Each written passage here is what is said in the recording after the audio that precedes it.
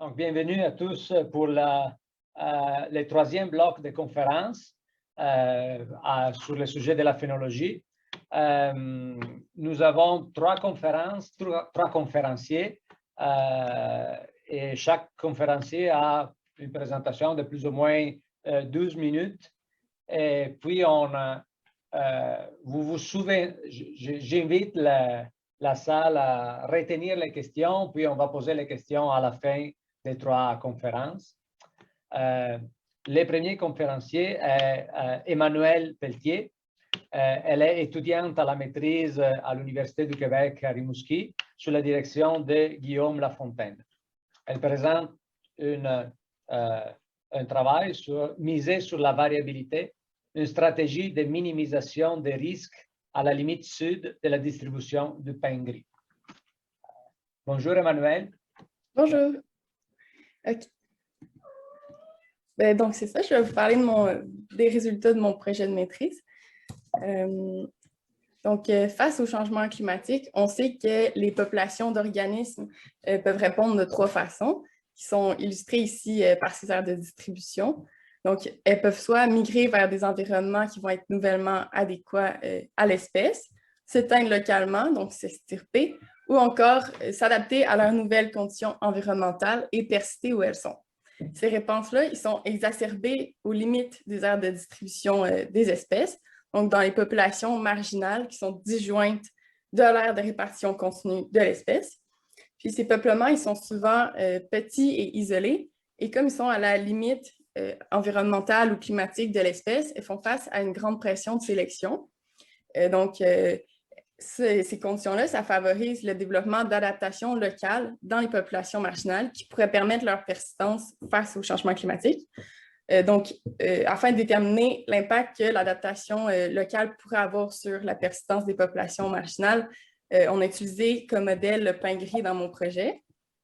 Donc, le pin gris, c'est une espèce boréale transcontinentale qui est très bien adaptée au feu grâce à ce qu'on appelle le sérotinisme. Donc, ça, c'est la capacité de l'espèce d'emmagasiner des graines dans sa canopée en gardant ses cônes fermés. Ces cônes-là, ils vont s'ouvrir seulement lorsque la couche de résine qui les protège va fondre à des températures en haut de 50 degrés Celsius qui surviennent dans un feu de forêt. Donc, lorsqu'il y a un feu qui va brûler le peuplement, les graines vont être libérées, puis il va y avoir plein de régénération suivant le feu, dans le fond. Par contre, s'il n'y a pas de feu pendant un long intervalle de temps, donc pendant plus de 220 ans, le peuplement va être remplacé par des espèces qui sont plus compétitives et tolérantes à l'ombre. Mais ça pourrait être évité grâce à la variabilité du degré de sérotinisme, qui représente la quantité de cônes qui sont fermés par rapport à la quantité de cônes totale dans la canopée de l'arbre. Donc, il y a des individus qui vont aussi porter des cônes qui s'ouvrent sans feu. Puis ça semble varier selon la fréquence et la sévérité des feux. Donc, lorsqu'il n'y a presque pas de feux létaux, les individus qui portent des cônes ouverts vont pouvoir se reproduire puis libérer leurs graines. Donc, ça va augmenter leur fréquence dans le peuplement et diminuer le degré de sérotinisme. Au Bas-Saint-Laurent, on se retrouve à la limite sud de l'aire de répartition du pin gris. Donc, les populations qui se trouvent sont dans une zone de transition entre le sud de la forêt boréale et le nord de la forêt tempérée. Puis, comme on peut voir sur la carte, ici, les couleurs, ça représente la fréquence des feux. Puis donc, à la limite sud, ici, il n'y a presque pas de feux de forêt naturelle, contrairement à l'autre côté du fleuve où on se retrouve plus au centre de l'aire de répartition du pin gris. Aussi, on peut voir en vert, c'est les peuplements de pin gris. Puis on peut voir qu'à la limite sud, ils sont tout petits et isolés les uns des autres, contrairement à l'autre côté du fleuve. Donc, on se retrouve vraiment dans des populations ici qui sont marginales de pin gris. Puis donc, nous, on a échantillonné des sites à la limite sud, puis des sites plus au centre de l'aire de répartition. Puis l'objectif de l'étude, c'était de déterminer si on voit une diminution du degré de sérotinisme à la marge sud, comparativement aux populations en forêt boréale, en réponse à un régime de feu qui serait inadéquat pour l'espèce. Donc, pour faire ça, on a déterminé un degré de sérotinisme moyen par site en observant 100 pins gris qu'on pouvait voir sur le site. Puis, ce qu'on a observé, c'est qu'en effet, il y a une diminution du degré de sérotinisme à la marge sud. Puis, il y a également une plus grande variabilité donc, dans la quantité de cônes qui sont fermés dans la couronne de l'arbre. Donc, plus le peuplement est sérotineux, moins il y a de la variabilité dans le degré de sérotinisme. Puis ça, c'est vraiment associé à la région. Donc, à la marge sud, le degré de sérotinisme est réduit et plus variable. Ensuite, on voulait savoir si cette variation du degré de sérotinisme pouvait influencer la structure démographique des peuplements. Donc, si ça permettait le maintien des populations marginales à la limite sud. Donc, pour faire ça, on a fait l'inventaire de tous les pins gris dans un quadrat de 500 mètres carrés. On a fait une structure de taille pour chaque site. Puis ensuite, on a utilisé un modèle quadratique afin de voir la tendance de la démographie des populations. Donc, avec ces courbes-là, on pouvait voir deux types de distribution. Donc, soit une distribution en J inversée, donc où il y a de la régénération, qui est donc une population inéquilibre et à l'équilibre, ou encore une courbe en cloche, où il n'y a pas de régénération. Puis, tous les individus viennent du dernier feu, donc ils ont généralement à peu près le même âge. Puis, les paramètres de ces distributions-là, ils sont inversés. Donc, avec les courbes, on a fait la moyenne pour le centre puis pour la marge sud. Puis, ce qu'on observe, c'est qu'ils suivent une distribution différente. Dans le fond, au centre, on voit une cloche, alors qu'à la marge sud, c'est un J inversé. Puis, pour la marge sud, on peut s'assurer que c'est vraiment une population à l'équilibre et non pas une population où il y aurait plein de régénération suivant un feu récent, parce qu'en moyenne, les sites à la marge sud étaient plus vieux que les sites au centre de l'aire de répartition. Ensuite, si on regarde les paramètres de l'équation par rapport au degré de sérotinisme, l'intercept ici, ça représente la quantité de régénération. Puis plus le peuplement est sérotineux, moins il y a de régénération dans le fond. Puis éventuellement, il n'y en a plus lorsqu'on est 100% sérotineux. Puis pour le coefficient linéaire et quadratique, plus on augmente le degré de sérotinisme, on passe d'une distribution en J inversée à une distribution en cloche. Donc, ça se fait à peu près entre 85 et 90% de degré de sérotinisme. Donc, en bas de 85%, on se retrouve dans des populations où il y a de la régénération possible sans feu. Puis en haut de ça, c'est des populations qui dépendent des feux où il n'y a pas de régénération sans feu, dans le fond. Donc, le degré de sérotinisme réduit à la marge sud, il permet la persistance des populations malgré l'absence de feu.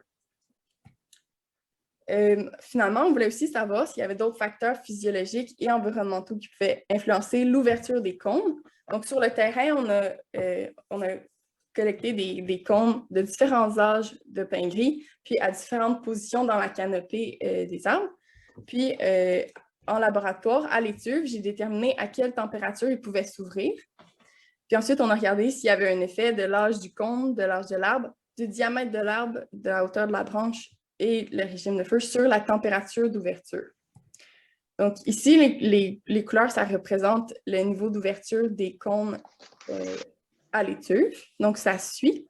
Puis donc on voulait savoir si les cônes qui sont ouverts à la marge sud, ils sont parce qu'ils sont capables de s'ouvrir à des températures plus basses. Ah là là, full professional. Puis donc, ce qu'on observe, c'est que plus le degré de sérotinisme du peuplement est élevé, plus la température d'ouverture des cônes est élevée aussi. Puis ça, c'est associé à la région. Donc, à la marge sud, en général, les cônes s'ouvrent à des températures plus basses qu'au centre.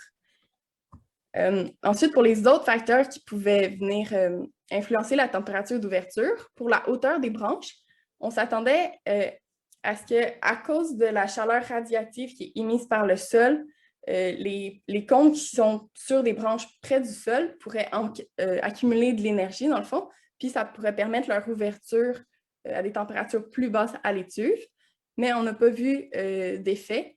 Donc, l'ouverture des cônes ne semble pas être en lien avec la chaleur radiative. Puis ensuite, pour l'âge des cônes, on s'attendait à ce que les individus plus jeunes, parce qu'ils ne seraient pas encore assez matures, produiraient des cônes qui s'ouvrent à des températures plus basses. Mais encore là, on n'a pas vu d'effet de ce côté-là. Donc, il ne semble pas avoir de lien avec la maturité des arbres. Par contre, on a vu un effet du DHP. Donc, plus le DHP était élevé, plus la température d'ouverture était élevée aussi. Donc et puis ça, c'était vrai pour les deux régions aussi. Donc, c'était pas spécifique à la Marche Sud.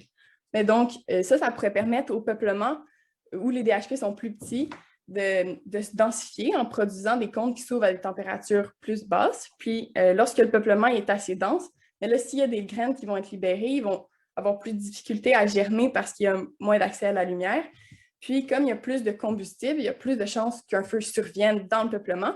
Puis donc là, c'est important d'avoir des cônes qui s'ouvrent à des températures plus élevées, qui sont sérotineux.